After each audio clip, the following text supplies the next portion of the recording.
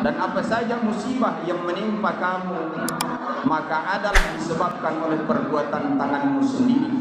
Dan Allah memaafkan sebagian besar dari kesalahan-kesalahanmu. Assalamualaikum warahmatullahi wabarakatuh.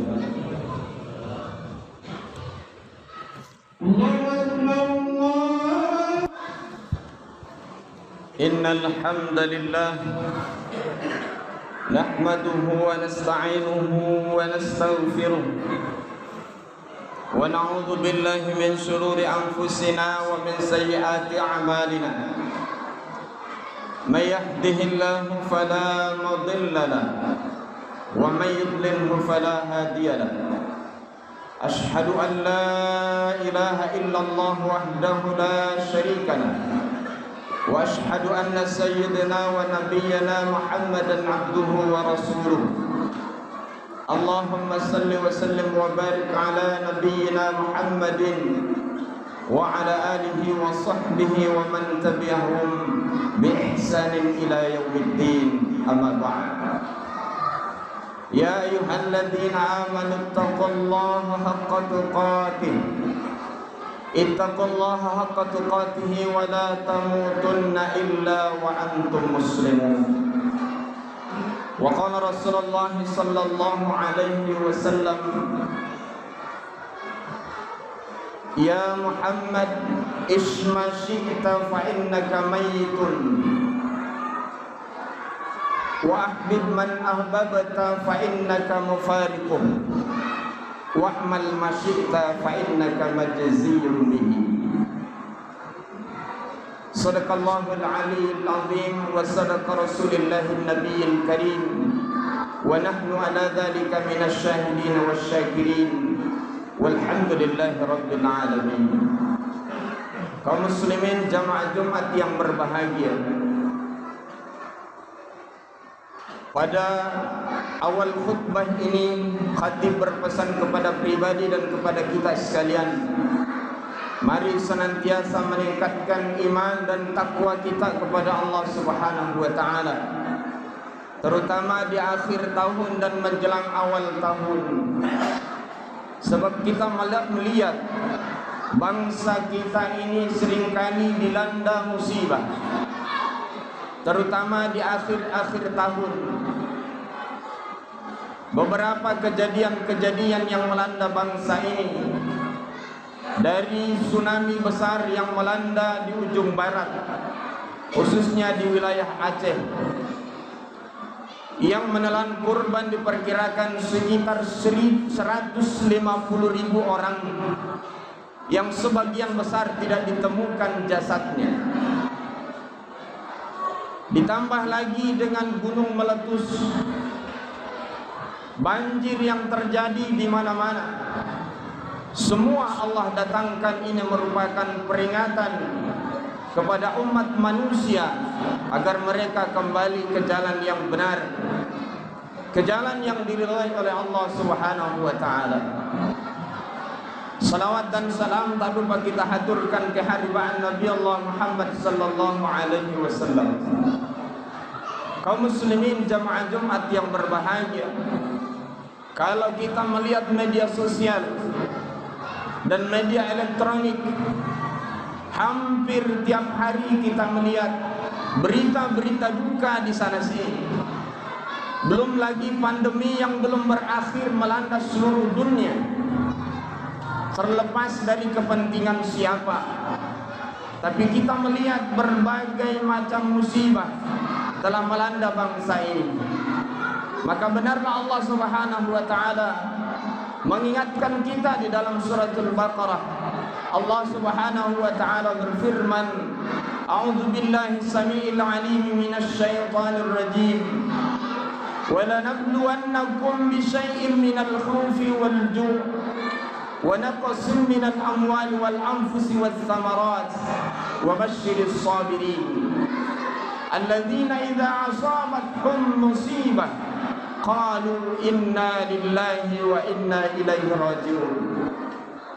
Sungguh kami akan menguji manusia Sungguh kami akan mendatangkan ujian kepada manusia dengan sebagian ketakutan, kekurangan harta, kekurangan jiwa, bahkan kekurangan buah-buahan. Dan berilah kabar gembira kepada orang-orang yang bersabar, yaitu orang-orang yang apabila ditimpa suatu musibah, mereka berikrar kepada Allah, mereka tidak pernah lupa dengan Allah, lalu mereka berucap, inna lillahi wa inna ilaihi rajiun. Sesungguhnya kami ini berasal dari Allah, dan sesungguhnya kami akan dikembalikan kepadanya. Kaum muslimin jamaah Jumat yang berbahagia, musibah yang silih berganti tentu bukan sesuatu yang kebetulan. Allah tidak mendatangkan suatu musibah secara kebetulan kepada hamba-hambanya, dan Allah tidak pernah zalim kepada hamba-hambanya sehingga dia mendatangkan musibah kepada hambanya. Hadirin yang berbahagia, musibah ini tidak terlepas dari tingkah laku manusia yang telah melupakan Allah Subhanahu wa ta'ala, sehingga kemudian Allah mengingatkannya dengan mendatangkan sedikit masalah kepada manusia yang tujuannya berharap manusia itu mereka kembali kepada Allah Subhanahu wa ta'ala.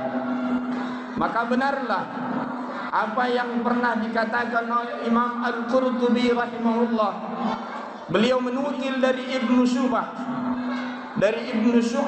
dalam tafsirnya bahwasanya ada seseorang yang datang kepada Al-Hasan Al-Basri rahimahullah, seorang ulama besar di zaman itu.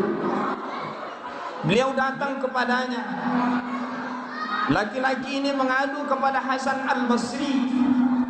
Beliau mengatakan tentang bagaimana tidak ada tumbuhan yang tumbuh, terjadi kegersangan di muka bumi ini. Maka apa nasihat yang diberikan oleh Hasan Al-Basri rahimahullah? Beliau mengatakan, meminta ampunlah kepada Allah, beristighfarlah kepada Allah. Kemudian yang lain juga datang mengadu kepadanya tentang kemiskinannya. Lalu Hasan Al-Basri pun memberikan nasihat kepadanya, meminta ampunlah kepada Allah. Lalu yang lain lagi datang kepadanya lalu berkata, doakan aku kepada Allah agar Allah memberiku keturunan.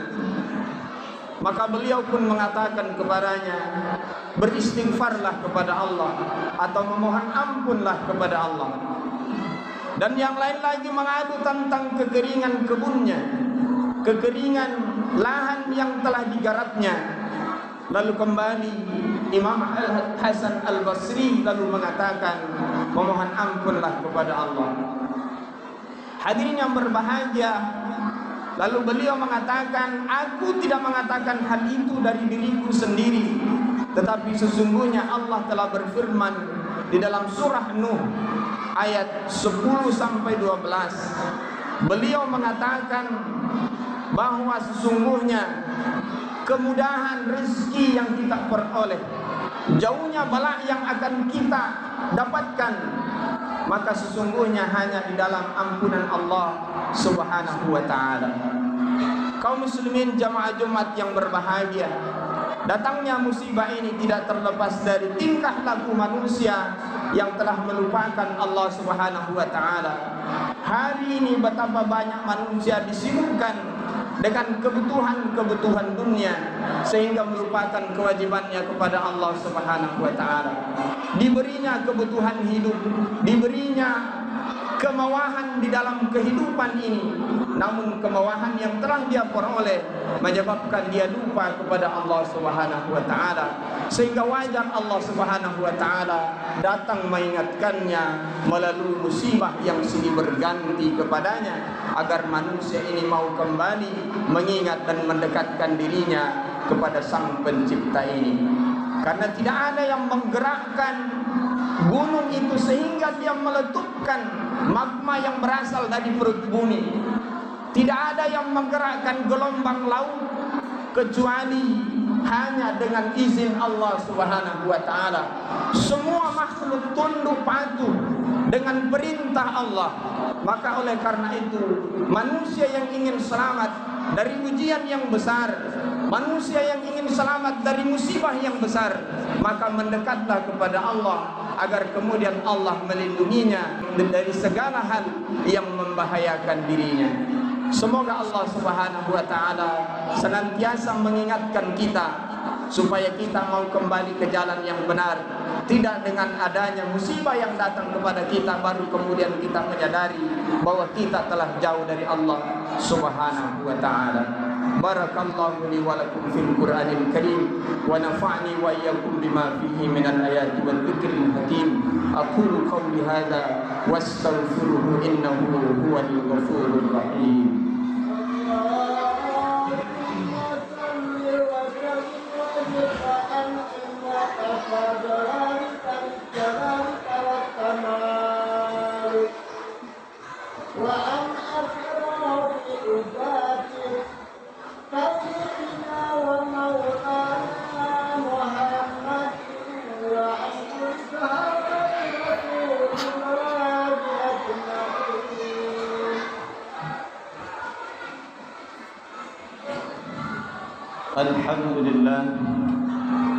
Alhamdulillahilladzi an'amana bi ni'matil Islam wal iman.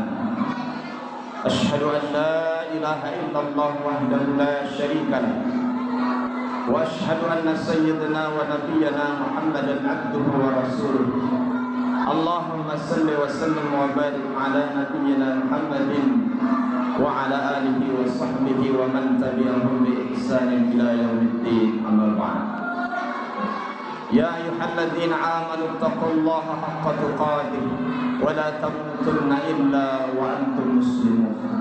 Kaum muslimin jamaah Jumat yang berbahagia, Allah tidak mendatangkan musibah ini tentu tidak lain ingin mengingatkan kita semua bagaimana dengan datangnya musibah ini kita mau kembali ke jalan yang sesungguhnya, karena kelak kita akan meninggalkan alam dunia ini.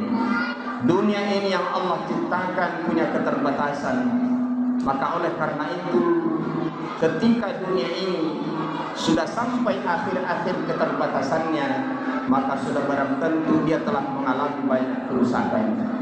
Diakibatkan karena kerusakan yang dilakukan oleh umat manusia, maka kemudian bumi ini sudah mulai tidak nyaman kita tempati.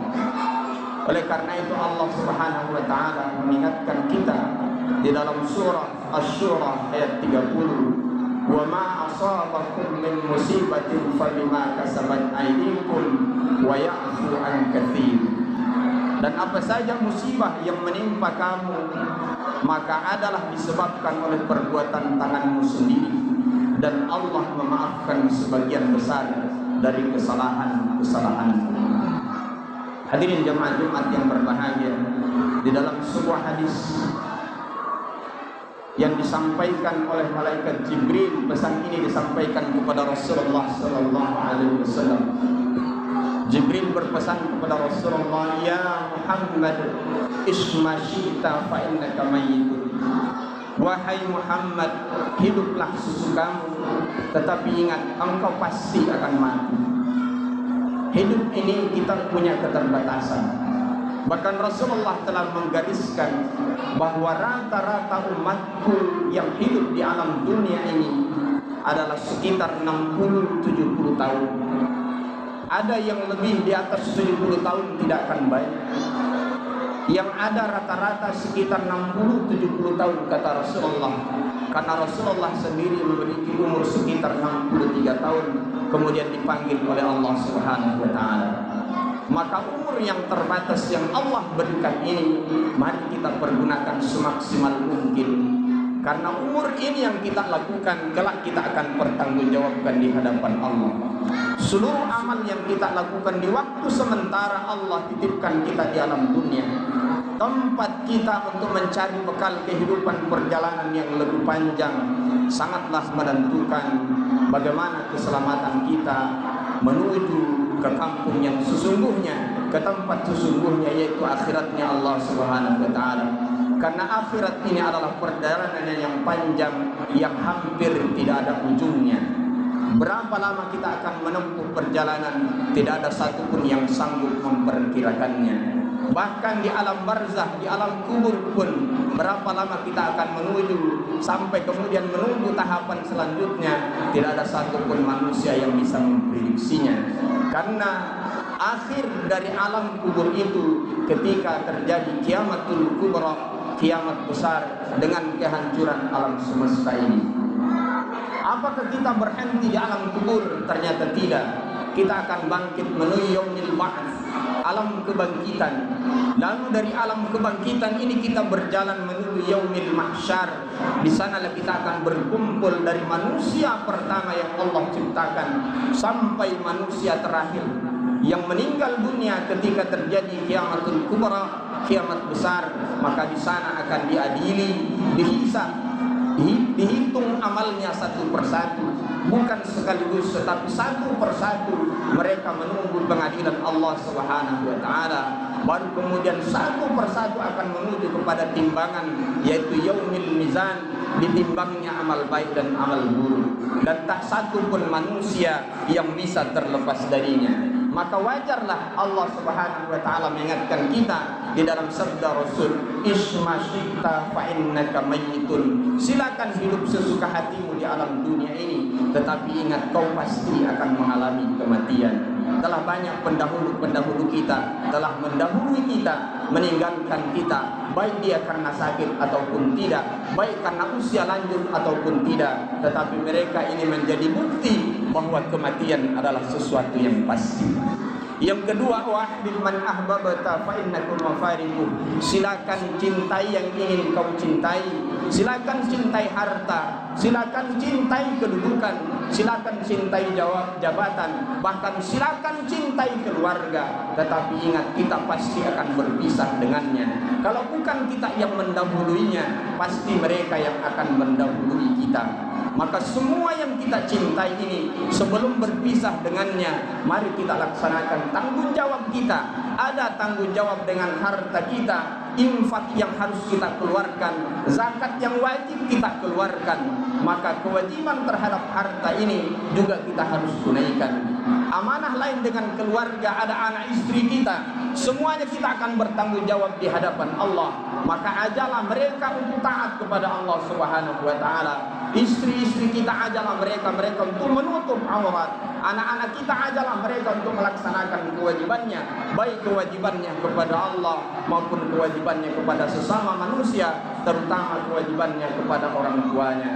Demikian juga dengan jabatan. Ketika kita dititipi suatu jabatan, maka kita punya tanggung jawab untuk melaksanakan suatu jabatan, sehingga jabatan ini jangan sampai nanti mendorong kita masuk ke dalam nerakanya Allah lantaran kita tidak sanggup menjalankan amanah jabatan yang dititipkan di atas pundak-pundak kita. Hadirin yang berbahagia, yang terakhir, wa'mal masyi'ta fa innaka majziyun bihi.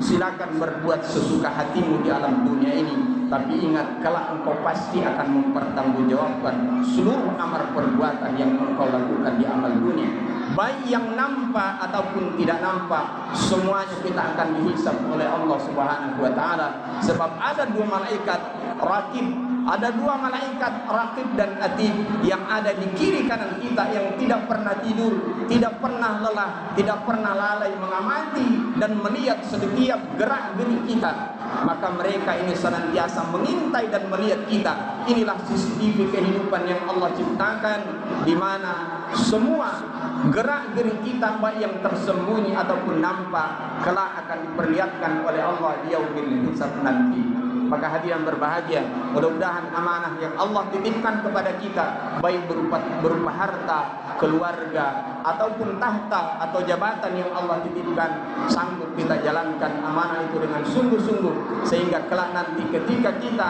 dihisab oleh Allah Subhanahu wa taala, Allah berikan kemudahan-kemudahan di dalam menjalani hisab tersebut. Yang terakhir, mari kita bermunajat kepada Allah. karena di akhir-akhir tahun ini telah Allah guncangkan dunia ini, Allah guncangkan bumi ini sehingga gunung pun meletus.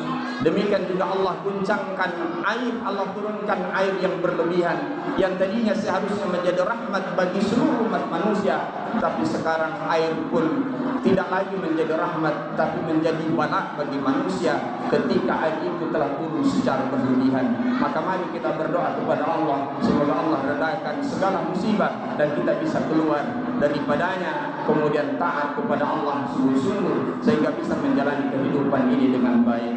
Innallaha wa malaikatahu yusholluna 'alan nabi ya ayyuhalladzina amanu shallu 'alaihi wa sallimu taslima. Allahumma salli 'ala Muhammad wa 'ala ali Muhammad kama shallaita 'ala Ibrahim wa 'ala Ibrahim innaka Hamidum Majid. Allahumma barik 'ala Muhammad wa 'ala Muhammad kama barakta 'ala Ibrahim wa 'ala ali Ibrahim innaka Hamidum Majid. اللهم اغفر للمسلمين والمسلمات والمؤمنين والمؤمنات الأحياء منهم والأموات إنك سميع قريب مجيب الدعوات يا قاضي الحاجات. اللهم ادفع عنا الغلاء والوباء والبلاء والفحشاء والمنكر والسيوف المختلفة والشدائد والمهان ما ظهر ومنها وما بطن في بلادنا هذا خاصة، في بلادنا هذا خاصة، في بلادنا إندونيسيا خاصة، ومن بلدان المسلمين عامة إنك على كل شيء قدير. اللهم ربنا تقبل منا إنك أنت السميع العليم وتب علينا يا الله إنك أنت التواب الرحيم. اللهم أرنا الحق حقا وارزقنا اتباعه وأرنا الباطل باطلا وارزقنا اجتنابه. اللهم ربنا آتنا في الدنيا حسنة وفي الآخرة حسنة وقنا عذاب النار وقنا عذاب النار وقنا عذاب النار وادخلنا جنة مع الأبرار يا عزيز يا غفار يا رب العالمين والحمد لله رب العالمين. عباد الله إن الله يأمر بالعدل والإحسان وإيتاء ذي القربى وينهى عن الفحشاء والمنكر والبغي يعظكم لعلكم تذكرون ولذكر الله أكبر والله يعلم ما تصنعون.